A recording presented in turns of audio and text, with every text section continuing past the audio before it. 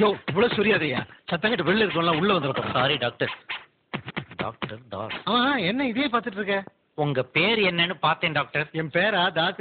இந்த பேரை வச்சுக்கிட்டு நான் பாடுபட்டு இருக்கேன். ஏன் டாக்டர்? எவனோ ஒரு வீணா போனவன் தின ராத்திரி போன் பண்ணி நீ வெறும் தாசா இல்ல லாட் லபக் தாசான்னு என் உயிரை எடுக்கிறான்.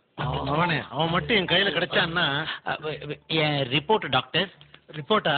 நீ இந்த பிச்சைக்கார மாத்திரம் பாத்துருக்கிய? பாத்திரத்தை சமீபத்துலதான் பார்த்து தொலைச்சேன் டாக்டர். ஏன்னா அதுலதான் குழம்பு ரசம் கறின்னு எல்லாம் மிக்ஸ் ஆயிருக்கும். அந்த மாதிரிதான் உன் பிளட்ல எல்லாம் மிக்ஸ் ஆயிருக்கு. அப்படிதான் இந்த அரிப்பு நிக்கவே நிக்காதா டாக்டர்? இரு உனக்கு ஒரு இன்ஜெக்ஷன் போடுறேன். Okay doctor.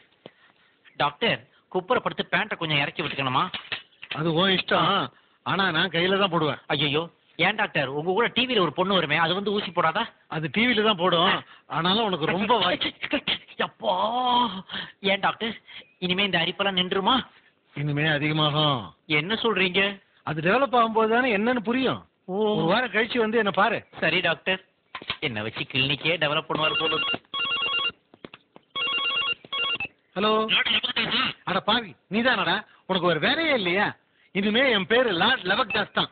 எனக்கு ஒரு போர்டு வேணும். டாக்டர் இந்த போர்டு வெளியே வந்து விழுது. இதே குரல்.